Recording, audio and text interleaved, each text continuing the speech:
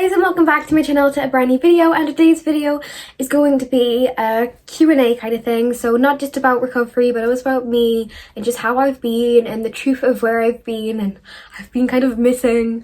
And that's mainly because I've been going through some stuff of my own, with lots of my own mental health and my eating and some personal relationships and stuff. So my life's been a little bit all over the place. I've been working as well, and it's quite busy over the Christmas time as well, so I didn't really have the right time to go and make a video or anything. So I've been really just focusing on myself. And I think that it's a positive way to come back and to come back stronger and to make more videos again. And I feel like I keep doing this. I feel like I disappear, then I make a video, then I'm like I'm back, and then I disappear. And that's because life, you never know what's going to come in life. It just hits you and you kind of just learn to go with it. So I asked you on Instagram, I asked you some questions and I wrote them down here in this little journal. So the first question is, do I agree with recovery and sport? So I think that the only thing that you should really be doing in recovery sport-wise should be yoga, because I feel like it relaxes you. But any kind of physical sport such as cardio, dance and stuff, even weightlifting, I do not agree with that. I think that you need to learn to be comfortable in your resting body, and you also need to learn how to not use exercise as a coping mechanism. And I think that doing sport in recovery is just, it's not going to help you in any way. Just learn to become comfortable with your body without forcing your body to do anything. So thoughts on nutritional drinks, Ensure and Fortisibs and stuff. So I never had Ensure. I think that's like the American version of Fortisibs, but I had the Fortisibs and they were disgusting. I really did not like the taste of them. Some people do like the taste of them. I personally hated them. I think they tasted like metal, especially the chocolate ones. I think the only ones I could really tolerate was the vanilla at the most, and I'd still have to just like literally hold my nose and just down them in a glass. But I think that if they're helping you and you feel that you cannot physically eat something, so you're really bloated or something, then I feel like the Fortisibs drinks is a good way to get your nutritional needs in. Whereas if you feel like you're just choosing Fortisibs as an easy way out rather than eating physical food and allowing yourself to try physical food, then I think that's when it kind of comes in as it's not really necessary. Do you know what I mean? Like, you should be trying to force yourself to eat physical food, and you should be forcing yourself to, you know, try different foods to get over your fear foods. Otherwise, you'll become dependent on the drinks, and that's not good for anyone. Do you know what I mean? You can't become dependent on something. Yes, it's great to fall back on, you know, say if you're really struggling and you just need to have that kind of increase or that boost, then yes, they're great. They're there for you to have. But if you're dependent on them, it's not going to be good for you. So eating disorder isn't your identity. So someone asked me about eating disorders and it feeling like it's your identity. And no, eating disorders aren't your identity. When you have an eating disorder, it will feel like that's all you talk about. It'll feel like that's all you are, basically. And for me personally, I didn't want to be known as a girl who had anorexia. Yes, I'm known as a girl who had anorexia and recovered, pretty much by a lot of people. But I hated the idea of, I don't want someone walking on the street and seeing me and be like, oh, that's Emma, she had anorexia. I don't want that. I want them to be like, oh, that's Emma, you know, she works as a Disney princess, you know, I mean, she does this princess business and stuff like that. Like, I want people to do that instead. Do you know what I mean? I don't want people to just relate me back to my illness.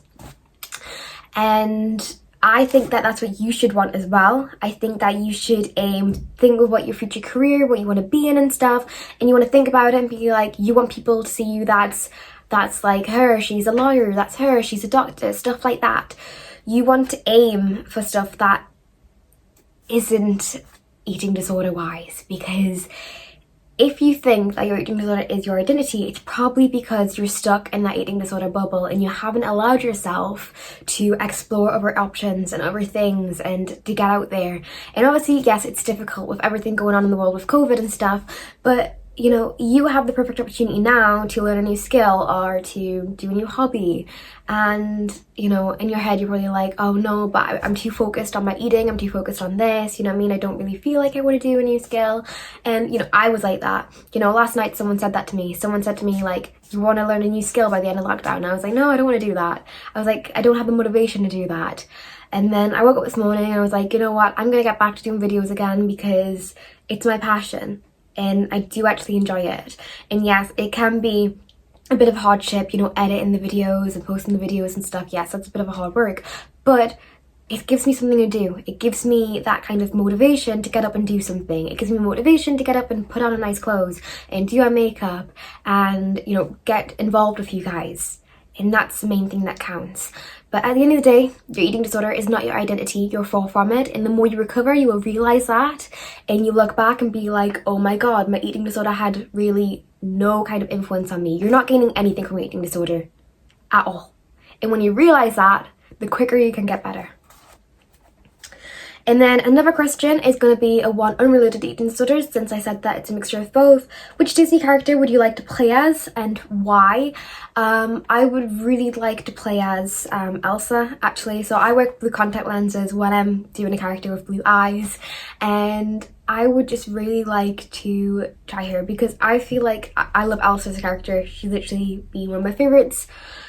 And I think that she's great. She's just badass. She doesn't need a man. She doesn't need anyone telling her what to do. She's her own person, and I think that's what I want to be. COVID anxiety and how you are coping with it. You know, everything going on in the world, when this whole thing started, I was like invested in like reading news and like watching the news and keeping updated on everything, and constantly I became paranoid. Do you know what I mean? Like with everything. I didn't want to leave the house, I didn't want to go shopping, I didn't want to do anything, and that's obviously not great. If you're literally sitting there refreshing the news on Facebook, waiting for a new announcement about the COVID and stuff, that isn't beneficial for you. And the more I realized I did that, and the more I realized I was focusing on the death tolls and the infection rates and stuff like that, I kind of became like a bit obsessed with everything, and it scared me a lot. And I feel like, yes, it's good to be educated on it, and it's good to know about it, and it's good to know the awareness of it, and it's good to, you know, stick by the rules of lockdowns and stuff like that. But I feel like if you're literally constantly staying at home and refreshing that page, like, yes, you can still go for walks and you can still do like social distance and stuff like that, but the best thing for you is to stay at home, yes, but do things you enjoy. Don't sit and watch the news constantly. You know, do baking or do like little, like, I don't know, just you find something, do drawing and stuff. You'll find something that you enjoy it too. You know, I'm struggling with it still. I don't even know what I want to do for the rest of lockdown. I'm just kind of sitting here and figuring stuff out. But now I think that I figured out that I want to do videos again. So that's going to be my main focus. So how to start all in. So how to start it is kind of like everyone's different, but the only way that you can start it is by actually doing it. Instead of like sitting there and procrastinating it and putting it off for days, saying you're going to do it tomorrow, then waking up and being too scared and then putting it off, that's not going to help you. You need to wake up and be like, I'm doing this. Even if I'm terrified, I'm doing this. And the first thing you want to do is you want to triple your usual breakfast. So if you have a bowl of cereal, add 3 more things. So have a bowl of cereal for pastry and something else. Like, constantly just push yourself and eat whatever you want to eat. Literally go and do a big shop and get all your fear foods in, everything you're scared of, and, you know, allow yourself to eat it and eat as much as you want of that. And that's the only way you can start all in. If you're going to put so much planning into it and stuff like that, that's still disordered. If you're going to sit and, even if you're sitting watching my videos waiting for permission to do all in, that's disordered as well. Yes, I'm going to give you permission with anything, but you need to give yourself permission. Otherwise, this just simply won't work. You need to give yourself permission. How does weight redistribution work? So weight redistribution works by, so when you gain weight, the first place that you're going to gain weight is where it's necessary. You know, so first of all, it'll probably be like tissue and stuff, protecting your organs, the tissue that you've, you know, lost. So tissue around your heart, and then tissue around your main organs and your stomach. And it works in a way of, it's going to prioritize areas that have main organs that stay you alive. Because to your body knows that you can lose an arm and survive, you can lose a leg and survive, but it knows that you can't damage these organs and have a good survival rate. So what it's going to do is going to want to put all of the main tissue, you know, even the fat, in the areas where it needs to be. So it's gonna have like a stomach, gonna have like a bit of a tummy, recovery tummy. You're gonna have just extra places. You know, your face might seem a bit swollen. And then over time, when your body realizes that it doesn't need to store all this crucial, you know, weight in certain areas, it can start to redistribute. So it'll start to go to your arms, your legs, more on your face, it'll go on your legs, it will go to your boobs, your bum, if you're a girl, etc. It will all redistribute. And that just takes time. You know, nothing you're going to do is going to change that. All that you can do is just eat and rest and, you know, have kind of just hope. That's the main thing, is that you have to believe in it. If you just tell yourself that, oh, this is going to happen, and not actually believing in it, you have to believe in it. You have to realize that this does happen. I mean, I looked really weird for some time. I had, how I would describe it as, I had really stick arms, and then I'd have like a big tummy, and then all of a sudden it started to redistribute. And you know, for some time people were like to me, like, you're not gaining weight, you don't know that you're gaining weight, you're not going all in because you're not gaining weight. And I was like, I am gaining weight, you just don't see the areas where I am gaining weight. And then when I started to redistribute my weight, everyone was like, oh wow, you are doing all in, you are gaining weight, well done. And it was kind of like, yes, I know, I told you the first time, but you didn't listen. So remember, like, I feel like I was falsely accused of like not doing recovery properly just because people didn't see it. And that was mainly because I didn't feel comfortable at times, you know, posting pictures of my body with just in my underwear and stuff, whereas other people might have been comfortable doing that, and I personally wasn't ready to do that yet. You know, even now, I don't feel like I'd post myself in my underwear on my Instagram because I just don't feel that comfortable. And that's not even about my body, I just don't feel comfortable about loads of people seeing my body. So the next question is periods.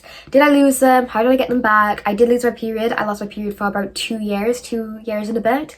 And the only way I got them back so at first I was eating loads of food and my period wasn't coming back, and I was like, what am I doing wrong?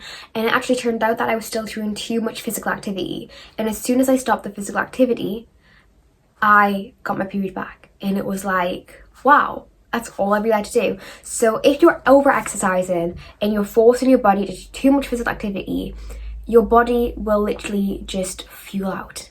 And it's not going to have enough energy, and it's not going to be able to have a period and stuff.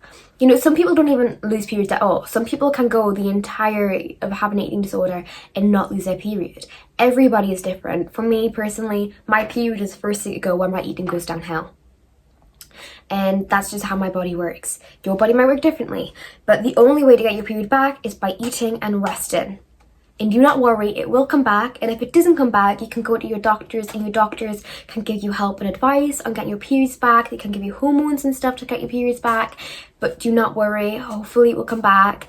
And periods aren't just important, remember, they aren't just important for fertility, they're also really important as well for your bones and your bone density. So just remember that when you don't have a period, you don't lay down bone, which means your bones become weaker and you're at risk of osteoporosis. So periods aren't just important for babies. Someone asked me, is me and Jamie still together? No, we are not, and that's for personal reasons. And that's what happened most recently, to be honest. So I've been trying to cope with that myself, and I would prefer if people would respect that and please not ask me why and stuff. And yes, that's all I just wanted to say about that. My favourite movie. My favourite movie at the moment, I would probably say, I watched The Greatest Showman again the other day, and I really enjoyed that. I remembered that it was a good movie. I don't think I have a particular favourite movie. I would say either Coraline or Corpse Bride. I think I've mentioned that before. I'm a big Corpse Bride and Coraline fan. Yeah, I think that would be my favourite movies. Next question. Another question about me personally. Do I want kids in the future? Possibly, yes. I feel like I'm quite a family oriented person, and I feel like I'm quite a nurturing person as well, and I feel like I would like to be a mum one day.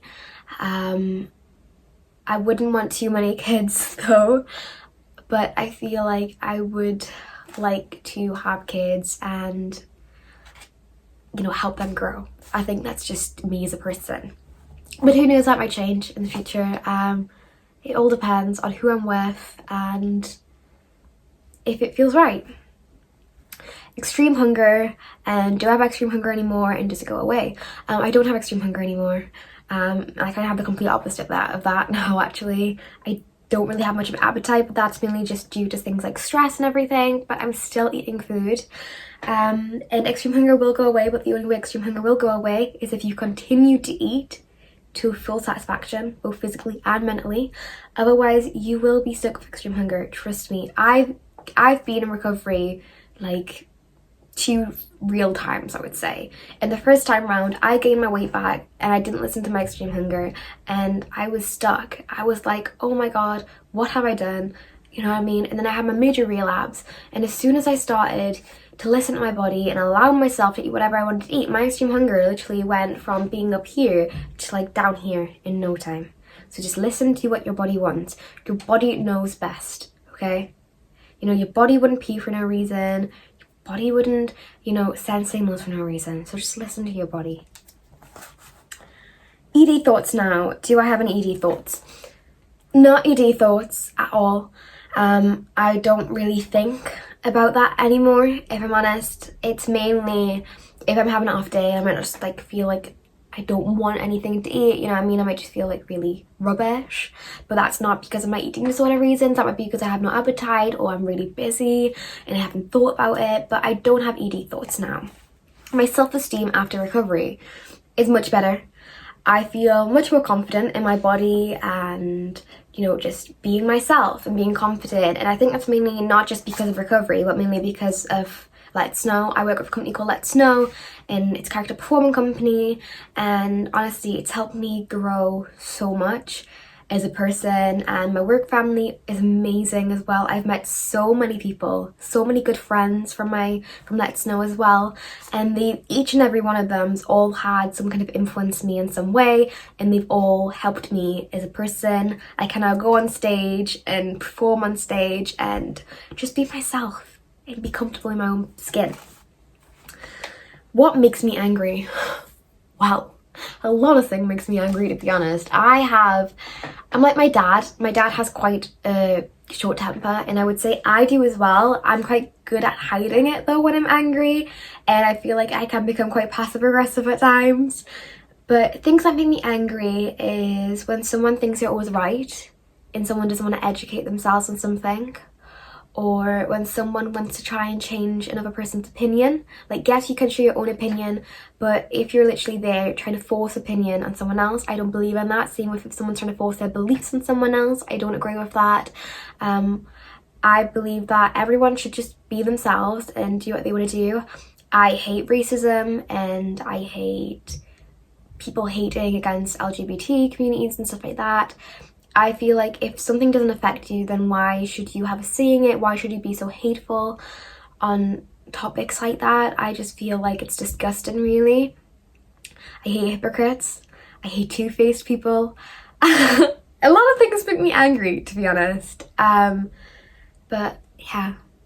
What makes me most angry is when I see people and they have so much worth and so much strength, and they don't even know it, and I want to just like shake them and be like, listen, you can do this, you can get better, please like do this, because I cannot go in your shoes and eat for you. I cannot, you know, wake you up each morning and, you know, motivate you, and I wish I could, you know, you can sit and watch my videos each morning, but that's all down to you. And that's your choices, and I feel like if you have the opportunity to get better and you're choosing not to, I know it's hard, but if you're having the opportunity and you have the food and to get better, and you know, you do want to get better, then just do it. Just go for it. Stop putting it off and go for it and fight for it.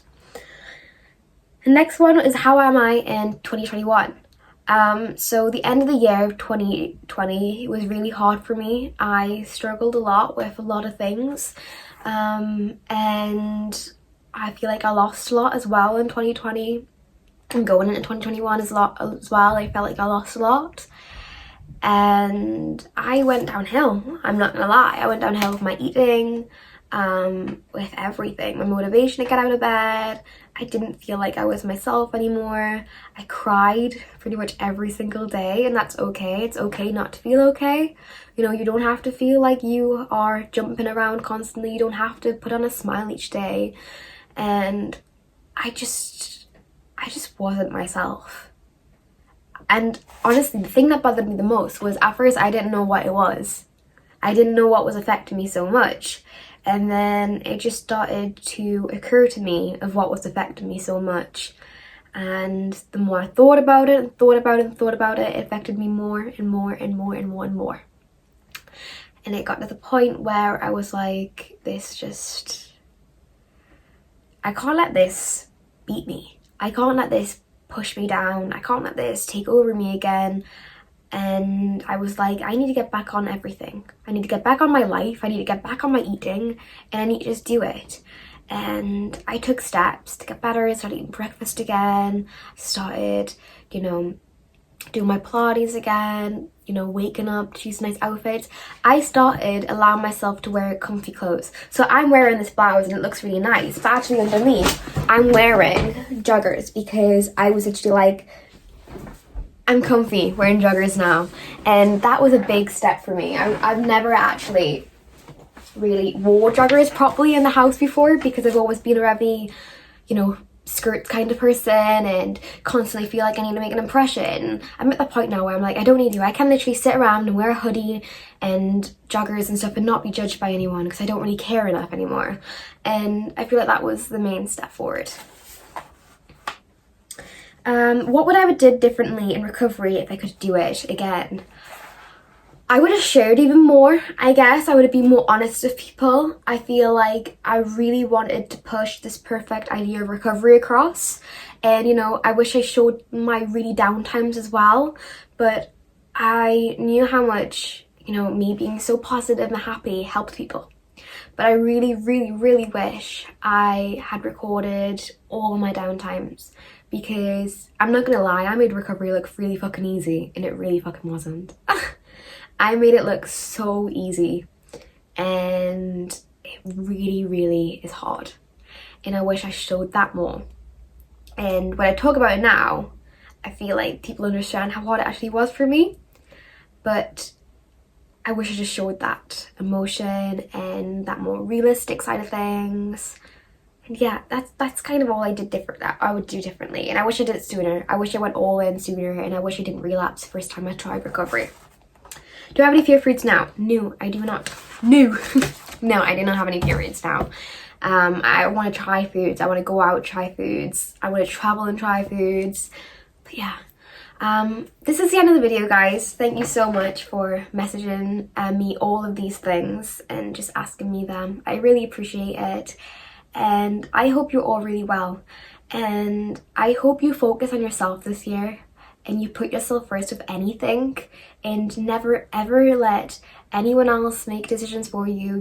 You be yourself and you choose what's right, but also remember that you have people who are there for you and support you and who will love you. And even if you feel really alone in the world, there's always someone out there who's thinking of you, and just try and remember that. So yeah. I hope you all had a wonderful Christmas, and I hope you all had a good New Year as well. And I hope that this year is going to be your year, and I hope you achieve so much. So yeah, thank you guys so much for watching this video, and goodbye.